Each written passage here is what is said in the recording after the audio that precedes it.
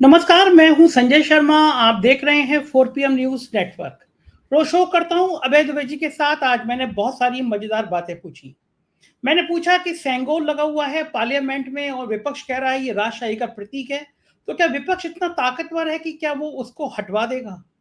मैंने पूछा कि तकदीर इतनी खराब क्यों हो रही है प्रधानमंत्री की, 20 दिन नहीं हुए हैं सरकार बने हुए, रोज कुछ ना कुछ अशुभ पाल हो जा रहा है। एक बारिश में राम मंदिर की, इसकी इतनी बड़ी ब्रांडिंग करी, इसकी छट पकने लगी। प्रधानमंत्री जी ने अयोध्या में रेलवे का उद्घाटन किया, रेलवे स्टेशन का, उसकी बाउंड्री वॉल गिर गई, वहां की सड़कें टूट गई। और एक विधायक, एनडीए का विधायक, पूरे देश में जब नकल की लेके हल्ला हो रहा है, वो विधायक साहब का एक मुख्यमंत्री योगी आदित्यनाथ के साथ बैठे हुए फोटो वायरल हो रहा है। और विधायक जी ने अपने शपथ पत्र में दिया है कि वो 9 बार पेपर लीक के मामले में जेल जा चुके हैं। अब आप सोचिए, एनडीए का विधायक है, यानी राजभर की पार्टी का विधायक है, 9 बार पेपर लीक में जेल जा चुका है। ऐसे ऐसे नमूने हैं पार्टी के अंदर, सहयोगी पार्टियों के अंदर। और बिहार में नीतीश की बगावत क्या गुल खिलाएगी। तमाम बातें अभय द्विवेदी जी के संग की हैं। बहुत शानदार इंटरव्यू है, पूरा सुनिएगा। लेकिन सुनने से पहले चैनल को ज्वाइन कीजिएगा, सब्सक्राइब करिएगा। चलते हैं अभय द्विवेदी जी के पास। 4 PM न्यूज नेटवर्क में स्वागत है अभय द्विवेदी जी आपका। अभी अभी हनीमून पीरियड खत्म नहीं हुआ कि तलाक की नौबत आ गई। अश्विनी चौबे हैं, बिहार में बीजेपी के बड़े नेता हैं। उन्होंने तो बयान दे दिया कि भारतीय जनता पार्टी के नेतृत्व में बिहार के चुनाव होंगे। क्या नीतीश कुमार के एमपी सेट हो गए हैं जो इस तरह के बयान दिए जा रहे हैं? ये तय हो गया कि अगर नीतीश बाबू कुछ ना नुकर करेंगे तो नीतीश के एमपी को तो हम तोड़ ही लेंगे। मतलब मुझे लगता नहीं है कि 272 के पूरे हुए बिना मोदी जी चैन से बैठ पाएंगे। नींद नहीं आ रही होगी कि सरकार जो है किसी और के दम पर चल रही है। तो ये ऑपरेशन लोटस देखिए क्या आपने बिहार? आपने एक शब्द इस्तेमाल किया कि हनीमून पीरियड अभी पूरा नहीं हुआ है। तो हनीमून पीरियड जो होता है वो कम से कम 6 महीने का होता है एक नई सरकार का। जिस दिन सरकार गठित होती है उसके बाद माना जाता है कि 6 महीने तक इसका हनीमून पीरियड होगा। और उसका मतलब ये होता है कि सरकार के आलोचक 6 महीने तक सरकार के कामकाज को देखेंगे, उसकी आलोचना नहीं करेंगे, उसे छूट दी जाएगी, उसके काम का आकलन किया जाएगा। लेकिन ये सरकार उस किस्म की नहीं है। इसलिए इस किस्म की नहीं है कि इसके जो नेता हैं और इसके ज्यादातर जो सांसद हैं और ज्यादातर मंत्री जो हैं वो पिछले 10 साल से काम कर रहे हैं। तो इसको तो कोई हनीमून पीरियड मिलने वाला है नहीं सरकार को। पहली बात तो ये, और विपक्ष भरा बैठा हुआ है, इसलिए सरकार को लगातार विपक्ष से दिन रात टकराना पड़ेगा। पहली बात। इस सरकार की दूसरी समस्या यह है कि इसकी जो मुख्य पार्टी है भारतीय जनता पार्टी, उसके अंदर बड़े पैमाने पर अंतर्विरोध है। भाजपा के अंदर एक तरह की बगावत जो है ना, वो जब पानी उबलने से पहले धीरे धीरे कर कर फुदकता है, पानी उबलता है धीरे धीरे करके, उफनता नहीं है, उफनने से पहले, वैसी हालत भाजपा के अंदर है। वैसी हालत महाराष्ट्र में है, एक प्रांत में नहीं है, महाराष्ट्र में है, बिहार में है, जिसका भी आपने जिक्र किया, अभी हम लोग उसकी चर्चा करेंगे।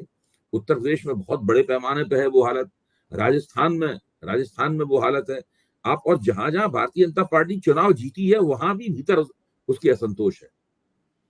अब जैसे आप बिहार पे आइए, अश्विनी चौबे का इन्होंने टिकट काट दिया था पिछली बार। अश्विनी चौबे उन नेताओं में से इनका टिकट काट दिया गया था, और जब से उनका टिकट कटा है तब से चुनाव के दौरान भी वो सीधे सीधे तो नहीं बात कह पा रहे, लेकिन घुमा फिरा कर वो कभी व्यंग कर रहे हैं, कभी कटाक्ष कर रहे हैं, कभी कुछ कह रहे हैं, कभी कुछ कह रहे हैं। तो अभी उन्होंने जो बात कही है कि आयातित लोग स्वीकार नहीं है, वो लगभग आप उसको उसी रूप में लीजिए जिस रूप में ऐसी ही भाषा वो चुनाव के दौरान भी बोल रहे थे। तो ये बात सही है कि बिहार के अंदर भारतीय जनता पार्टी और एनडीए का प्रदर्शन खराब रहा है, लेकिन उतना खराब नहीं रहा है जितनी खराब का हम लोगों को उम्मीद थी खराब होगा।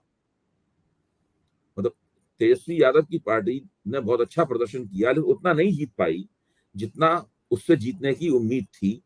कहीं कहीं थोड़े बहुत अंतर से भारतीय जनता पार्टी आगे निकल गई, कई विधानसभा क्षेत्रों में वो आगे निकल गई, ये हुआ है वहां बिहार में।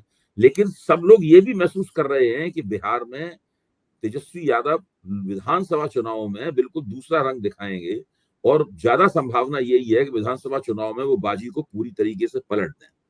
इससे भाजपा के अंदर लगातार वो लॉबी जोर पकड़ रही है जो ये मानती है कि हम किसी के साथ साथ में चुनाव क्यों लड़ें, हम बेकार में जीतन मांझी की पार्टी को सीटें क्यों दें, हम नीतीश कुमार की पार्टी को सीटें क्यों दें, हम उपेंद्र कुशवाहा को सीटें क्यों दें, सारा कुछ हमें ही लड़ना चाहिए। और ये लॉबी बिहार भाजपा में बहुत पुरानी है। वो लगातार कहती है कि एक बार हम लोगों को बिना किसी की मदद के अकेले चुनाव लड़ना चाहिए, और उसका मानना यह है कि इससे हम लोगों के नतीजे किसी भी अन्य गठजोड़ में हम चुनाव लड़ते हैं उसके मुकाबले बहुत ही बेहतर रहेंगे। अब जो असंतुष्ट शक्तियां हैं वो इस चीज को और ज्यादा मुखर होके कह रही हैं।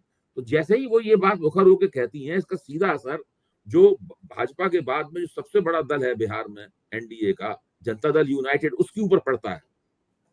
और जनता दल यूनाइटेड के ऊपर पड़ता है तो वो लोग भी दूसरे तरीके से सोचने लगते हैं। वो अभी कुछ नहीं कहेंगे, चुप रहेंगे, क्योंकि उनके पास उनका मुख्यमंत्री है और केंद्र में सरकार में शामिल हैं, तो वो इसके ऊपर कोई प्रतिक्रिया नहीं करेंगे।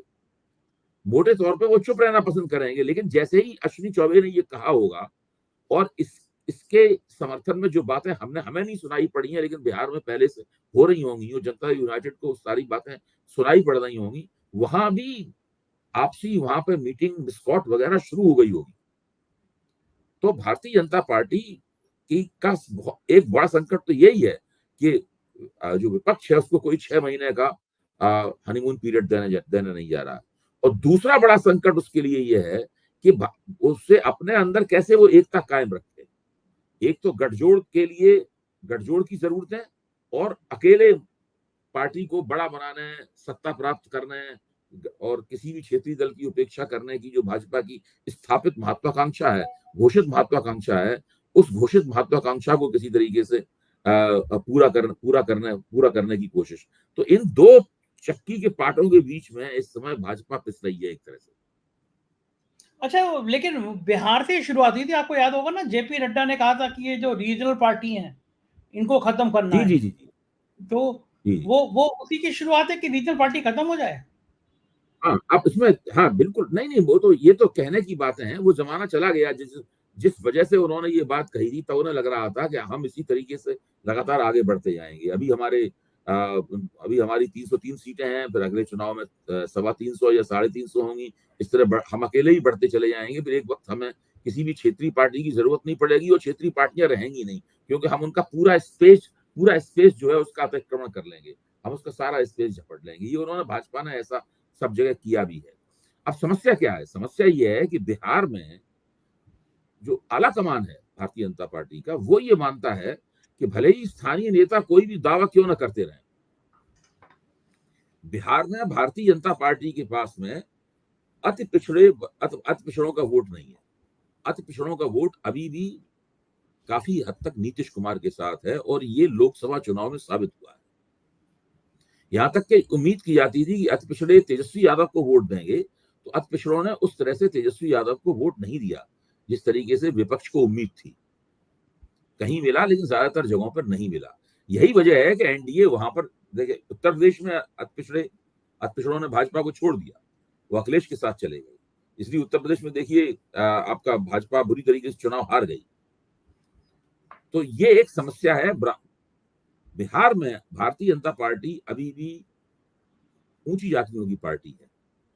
उत्तर प्रदेश में इस पार्टी को ब्राह्मण बनिया पार्टी कहते हैं, लेकिन बिहार में ये ब्राह्मण, ठाकुर, बनिया और जिसे कहते हैं भूमिहार और कायस्थ, बाबू लोगों की पार्टी है बिहार में। तो अभी भी उसे नीतीश कुमार की जरूरत है।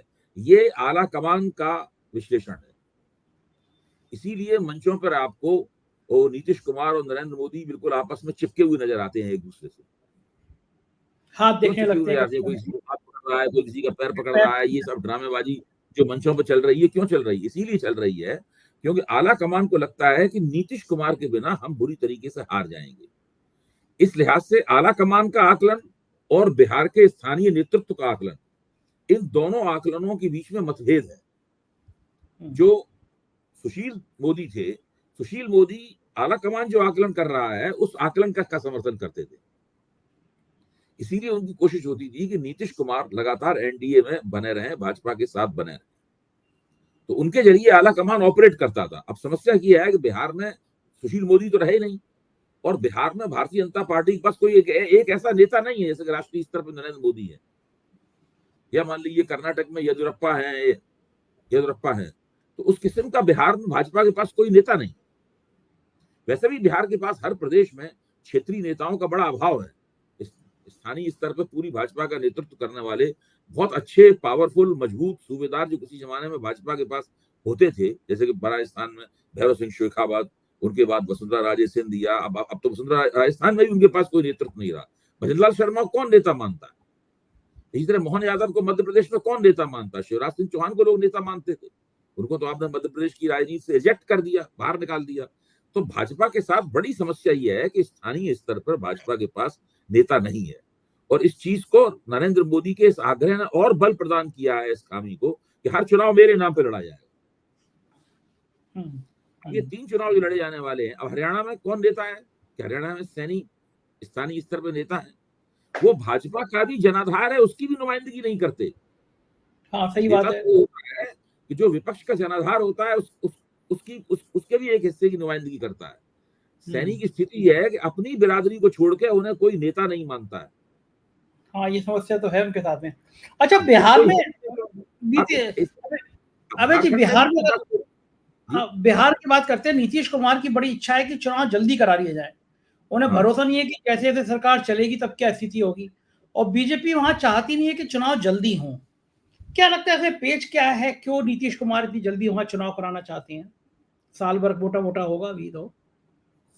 देखिए, बिहार में तो चुनाव में अभी 1 साल से थोड़ा ज्यादा ही वक्त है। बिहार में अगले साल, जहां तक मेरा ध्यान है कि अक्टूबर के आसपास कहीं चुनाव होगा। अभी तो इस साल का अक्टूबर भी नहीं आया है, तो इतनी जल्दी बिहार में चुनाव प्रीपोन नहीं हो सकते। नीतीश कुमार ये अगर चाह रहे हैं तो ये उनका चाहना जो है वो बेतुका है मेरी निगाह में। कोई भी प्रधानमंत्री एक विधानसभा को जब तक कोई मजबूत कारण ना हो उसको भंग करके 1 साल से ज्यादा समय से पहले कैसे उसको 1-2 महीने पहले, 6 महीने पहले बिहार चुनाव कराए जाए, वो बात समझ में आती है, लेकिन वो भी स्थिति नहीं है। तो ये तो बात समझ में आती नहीं। और प्रश्न इस बात का है कि नीतीश कुमार क्यों, अगर नीतीश कुमार की सरकार लोकप्रिय सरकार है तो उन्हें जनता की सेवा करनी चाहिए।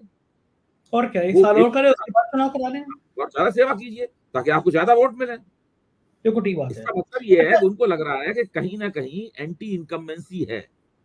हाँ, एंटी इनकम्बेंसी मजबूत है। अभी हम लोकसभा चुनाव में हमारी नाक नहीं कटी है। जैसे उत्तर प्रदेश में तो भाजपा की नाक कट गई, एनडीए की नाक कट गई है। बिहार में एनडीए की सीटों में कमी आई है, लेकिन नाक नहीं कटी है बिहार में। तो वो सोचते हैं कि इसका फायदा हम विधानसभा चुनाव में भी कुछ अच्छा प्रदर्शन करके उठा लें, लेकिन ये उनका मंसूबा पूरा नहीं होगा क्योंकि ये व्यवहारिक भी नहीं है। अबे जी, बात केंद्र की राजनीति की करते हैं। पार्लियामेंट में कुछ दिलचस्प तस्वीरें देखने को मिली। राहुल गांधी, संजय राउत ने मजे लेने के लिए ट्वीट किया कि जब प्रधानमंत्री पीछे थे और राहुल गांधी आगे बढ़कर लोकसभा अध्यक्ष का हाथ मिला रहे थे, संजय राउत ने ट्वीट करके लिखा, कौन राहुल? पहले ये पूछा करते थे, अब समझ में आ गया होगा कौन राहुल, अभी तो ये झांकी है। तो अब वो जो पार्लियामेंट के सीन थे और उसके बाद में लोकसभा अध्यक्ष ने जो इमरजेंसी को लेकर मौन रखा, संविधान की बात को लेकर, जब विपक्ष संविधान का मुद्दा उठा रहा है तो भाजपा, भारतीय जनता पार्टी इमरजेंसी को लेकर आई है कि इमरजेंसी में संविधान खत्म किया गया। यानी लड़ाई दोनों तरफ से संविधान की है। लेकिन आपको लगता है 50 साल से ज्यादा समय हो गया, इमरजेंसी कब तक बुलाते रहेंगे लोग? जो इमरजेंसी जिन्होंने भोगी है वो पीढ़ी तो लगभग संयोग से इनको मौका ये मिल गया कि ये सब जून के महीने में हो रहा था। इमरजेंसी जून में लगी थी, इमरजेंसी 25 जून को लगी थी, तो इसलिए ये मौका इनको मिल गया क्योंकि वो दिन था, इसलिए इस तरह का काम उन्होंने कर लिया। लेकिन इस चीज का देखिए, 2 पीढ़ियां ऐसी गुजर चुकी हैं जिन्होंने इमरजेंसी देखी नहीं। मेरी पीढ़ी ने इमरजेंसी देखी है, मैं खुद इमरजेंसी में जेल में रहा हूं, मेरे पिताजी इमरजेंसी में जेल में रहे हैं, हम लोगों ने इमरजेंसी के खिलाफ संघर्ष किया है। लेकिन अगर ये चाहें कि इमरजेंसी का सवाल उठाकर वो विपक्ष जब संविधान की किताब उठाकर दावेदारियां अपनी पेश करता है और उससे भाजपा की वोट छीन लेता है। देखिए, संविधान के जरिए विपक्ष ने केवल भाजपा पे आरोप नहीं लगाया है, केवल भाजपा को कटघरे में नहीं खड़ा किया है। किसी को उम्मीद नहीं थी, मैं तो कहने में मुझे कोई गुरेज नहीं है, मुझे भी उम्मीद नहीं थी। विपक्ष संविधान की किताब दिखाकर विपक्ष ने भारतीय जनता पार्टी से उसका काफी बड़ा वोट छीन लिया है। ऐसा भारत के इतिहास में पहली बार हुआ है। संविधान अचानक सारी बहसों के केंद्र में आ गया है। जिन लेखकों ने संविधान के ऊपर आधी किताब लिख रखी थी, वो जल्दी जल्दी किताब पूरी करके उन्होंने छपा ली है। यही मौका है, उनकी किताब बिकेगी संविधान। तो संविधान इस वक्त जो है बड़ी जबरदस्त चर्चा पे है। तो ये अब भाजपा को उसकी काट नहीं मिल रही है, क्योंकि जून में जून का था और जून में ही इमरजेंसी लगाई गई थी, इसलिए भाजपा ने थोड़े दिनों के लिए इसकी काट करने के लिए इमरजेंसी का सहारा लिया है। अब जुलाई में तो ये हथकंडा नहीं चलेगा, सही अगस्त में बात तो है। ये हथकंडा नहीं चलेगा, दिसंबर में तो ये हथकंडा नहीं चलेगा। तो ये तो बिल्कुल बेकार की बात है। इमरजेंसी के सवाल पर आप भाजपा ने जिस तरह संविधान का उल्लंघन किया है, संविधान को पलटा है। अभी तो सबसे बड़ी बात ये है, ये जो तीन जो कानूनी संहिताएं बदली गई हैं, जिनको जुलाई से भाजपा लागू करने जा रही है, और जो बिल्कुल आखिर में जब संसद खत्म होने वाली थी, जल्दबाजी में वो सब चीजें रख के पारित कराई गई। इसके ऊपर बड़ा जबरदस्त संघर्ष होने वाला है, और देश का जो वकील वर्ग है, जो बहुत ही प्रभावी होता है वकील वर्ग, बहुत बड़े पैमाने पर ओपिनियन बनाता है, वो भी इसके खिलाफ खड़ा होने वाला है। क्या लगता है आपको कि क्योंकि पहले किसान आंदोलन हुआ तो सरकार झुकी, फिर ड्राइवरों ने हड़ताल करी तो सरकार झुकी, और अगर वकील भी इन कानूनों के खिलाफ हड़ताल करेंगे, और वकीलों का आंदोलन तो बहुत प्रभावी होता है। बहुत प्रभावी होता है, वो मारते भी हैं, वो पुलिस वालों पर भी हमला कर देते हैं। क्या रहेगा, सरकार को ये बिल वापस लेने पड़ सकते हैं अगर वकीलों ने आंदोलन बड़ा कर दिया? देखिए वकीलों नहीं, वकीलों के आंदोलन से क्या होता है कि अदालतें ठप हो जाती हैं, और जब अदालतें ठप हो जाती हैं तो फिर बहुत बड़े बड़े पैमाने पर समाज में बहुत दबाव पैदा होता है, सरकार के सामने बड़ी चुनौती पैदा होती है अदालतें ठप हो जाने से। सही और बात है। वकीलों के साथ उनके मुवक्किल भी खड़े हो जाते हैं, और फिर हाँ, बहुत बड़ा मजमा लगता है। और हर जगह सारे जिलों में, मतलब उसमें तहसीलों में जहां भी अदालतें हैं, वहां आंदोलन होने लगते हैं। उनके पास अपने केंद्र हैं, उनके अपने इलाके हैं, पुलिस वाले भी उनके उनसे उनसे टकराने में संकोच करते हैं। स्पष्ट है। एक बार किरण बेदी उनसे टकराई थी, आज तक किरण बेदी से बहुत नाराज रहते हैं वकील। हाँ, खुश हैं तो थे वो। अच्छा, आपने किरण बेदी की बात करी तो मुझे वो केजरीवाल याद आ गए। केजरीवाल की ईडी की जमानत से पहले ही सीबीआई ने उनको अरेस्ट कर लिया। मतलब सरकार अभी भी बाज नहीं आ रही, रस्सी जल गई, बल नहीं गए अभी भी। क्या सरकार यही संकेत तो दे रही संघर्ष है। मैं ही कहता हूँ, यही संघर्ष है। नरेंद्र मोदी अपना तौर तरीका जारी रखने की कोशिश करेंगे।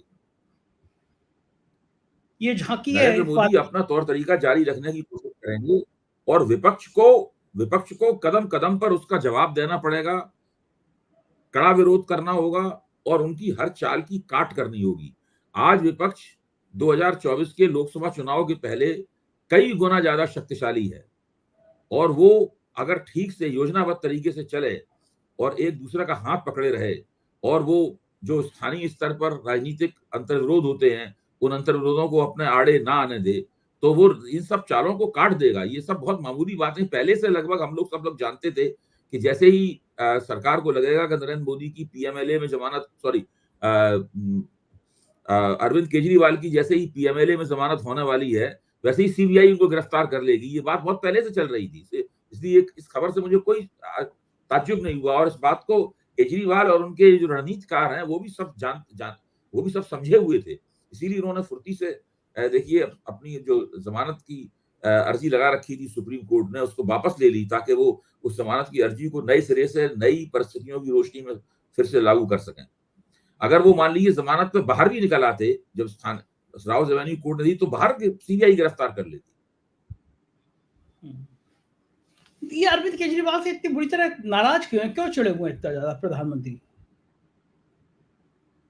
मुझे तो लगता है कि वो जो घटना हुई थी, जिसमें अरविंद केजरीवाल ने विधानसभा में इनको ललकारा था, इनको कहा था कि ये अडानी का पैसा अडानी का नहीं है बल्कि इनका है। अडानी तो केवल उस पैसे का कीपर है, अडानी तो उस पैसे का केवल कस्टोडियन है। ये जो बात कही गई थी, एक तो इस बात से लेके बहुत नाराज है, क्योंकि उन्होंने बात ये विधानसभा में कही थी, इसलिए मुकदमा नहीं कर सकते थे उनके ऊपर। दूसरे, चौथी पास संजय सिंह ने जिस तरीके से राज्यसभा में, जी, चौथी पास राजा कहा था, चौथी पास राजा कहा था हाँ, हाउस चौथी में। पास राजा कहा था। संजय सिंह ने जिस तरह उनके मुंह के सामने नारे लगाए थे, इन सब बातों से वो बहुत नाराज हैं। एक तरह से व्यक्तिगत रूप से बदला सा ले रहे हैं इस पार्टी। लेकिन संजय सिंह तो अभी भी बाज नहीं आ रहे। आज भी उन्होंने हल्ला काटा, गदर काटा, 1 साल बाद बाज तो पहले कोई ट्वीट नहीं किया। आएगा। बाज कौन आएगा? क्या अरविंद केजरीवाल बाज आ जाएंगे? अरविंद केजरीवाल को बहुत, देखिए मैं अभी से आपको कह रहा हूँ, ये अरविंद केजरीवाल को बहुत दिनों तक जेल में नहीं रख सकते। हो सकता है 10-15 दिन, 20 दिन और रख पाएंगे, इससे ऊपर नहीं। वो जेल से बाहर आ जाएंगे, क्योंकि हालात बिल्कुल जमीन पे बदल गए। अब जज वगैरह भी कोई इस भारतीय जनता पार्टी की सरकार के बहुत ज्यादा दबाव में आने वाले नहीं है। जिस तरह एक लोअर कोर्ट के जज ने फैसला दिया है और ईडी की बात को झुटला के फैसला दिया है, मैं तो उसको इस बात का एक पक्का प्रमाण मानता हूं कि इस पार्टी इस सरकार का रुतबा अब पहले जैसा नहीं रहा है। अच्छा, कुछ कुछ स्टार्स भी खराब हैं। अब एक बारिश आई अयोध्या में, जो रेलवे स्टेशन प्रधानमंत्री ने उद्घाटन किया था उसकी बाउंड्री वॉल गिर गई। एक बारिश आई अयोध्या में, जो इतना बढ़िया सड़कें बनाई गई थी, सब सड़कें बड़े बड़े गड्ढे हो गए, उसमें गाड़ियों के फोटो आ रहे हैं, गाड़ी फंसी हुई है। और तो और जो मंदिर बनाता करोड़ों अरबों रुपया का, उस मंदिर की गर्भगृह की छत लीक हो गई। वहां का मुख्य पुजारी राम मंदिर के महंत कह रहे हैं कि ये तो मंदिर जहां मूर्ति रखी है वहां की छत से पानी टप टप कर रहा है, लेकिन गर्भगृह से संजय जी, तो पानी भ्रष्टाचार है क्या? पानी निकाली। भ्रष्टाचार नहीं कहेंगे भाई? इसमें तो पहले जांच करनी चाहिए तुरंत कि इसके अंदर बड़े पैमाने पर रुपया खाया गया है, घटिया माल लगाया गया है, खराब माल से सड़कें बनवाई गई हैं, गलत या तो कमजोर इंजीनियरिंग हुई है, कुछ ना कुछ तो गड़बड़ी है। यह तो डिजाइनिंग, एक तो डिजाइनिंग डिफेक्ट है, इंजीनियरों की गड़बड़ी है। किसकी? लार्सन एंड टब्रो से बनवाया गया था मंदिर, शायद लार्सन एंड टब्रो ने बनाया था ना पूरा परिसर वो। तो लार्सन एंड टब्रो से इसकी बात की जानी चाहिए। लार्सन टब्रो तो बहुत बड़ी कंपनी है, उसने बहुत बड़े बड़े काम किए हैं लार्सन एंड टब्रो ने, तो वहां तो लार्सन टब्रो के किए हुए कामों में शिकायत तो आती नहीं है। तो वो कैसे हुआ, क्या हुआ, उसमें सरकारी एजेंसियां किस हद तक शामिल थी, पैसा किसके पास गया, कहां गया, ये तो पूरी तरीके से स्कैंडल है। ऐसे स्कैंडल की तो जांच होनी चाहिए। राम मंदिर तो एक राष्ट्रीय मसला है। अभी देखिए विपक्ष इस मसले को भी उठाएगा, सही और बात है, इस मसले पे उठाना आंदोलन भी हो सकता है, इस मसले पे आंदोलन भी हो सकता है। भाई भी अब तो चाहिए। मंदिर बन गया, अब मंदिर राष्ट्र की संपत्ति है। राष्ट्र को जो संपत्ति प्राप्त हुई है, वो संपत्ति में नुक्स क्यों है? सही बात है, विपक्ष को ऐसे सेंसिटिव मुद्दे विपक्ष उठाने भी लगा। पार्लियामेंट के अंदर पीछे सेंगोल लगा हुआ है, तो विपक्ष ने कहा कि ये तो राजशाही का प्रतीक है सेंगोल, इसको हटाना चाहिए। यहाँ पे संविधान की बड़ी सी प्रति लगाई है।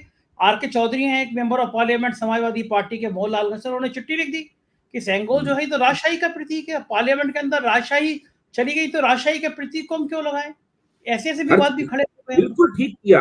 हर चीज का देखिए, जो जो काम ये पहले करके निकल जाते थे और उनका प्रतिरोध नहीं होता था, अब तो हर चीज का प्रतिरोध होगा। इनके हर काम की आलोचना होगी, हर चीज का जवाब दिया जाएगा। मतलब हर चीज के ऊपर एक सवालिया निशान लगाया जाएगा। यही तो विपक्ष का काम है और वही विपक्ष कर रहा है। जब आर के चौधरी ये कहेंगे तब उस पर बहस शुरू होगी। तब फिर भारतीय जनता पार्टी के बुद्धिजीवी जो इधर उधर तमाम लिखते रहते हैं, वो कहेंगे नहीं, सेंगोल राजशाही का प्रतीक क्यों नहीं है, वो इस पर सवाल जमाएंगे। दूसरे बुद्धिजीवी कहेंगे भाई राजशाही का प्रतीक क्यों है, तो उसकी ऊपर डिबेट, बहस शुरू हो जाएगी। तो जो एक तरफा विमर्श, एक तरफा डिस्कोर्स बन रहा था देश में, या बनाने की कोशिश की जा रही थी, वो डिस्कोर्स एक तरफा नहीं रहेगा। दोनों तरफ से बातें कही जाएंगी और डिस्कोर्स में टकराव दिखाई पड़ेगा लगातार।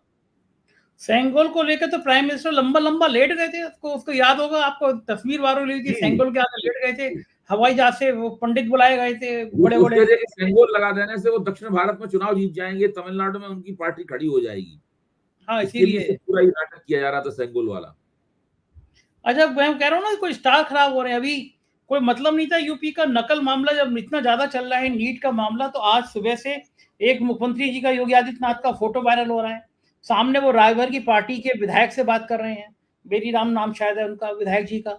और विधायक जी ने अपने शपथ पत्र में दिया है कि वो 9 बार पेपर लीक मामले में जेल जा चुके हैं, उनपे गैंगस्टर लगाए हैं। अब वो तो विधायक एनडीए का हिस्सा है।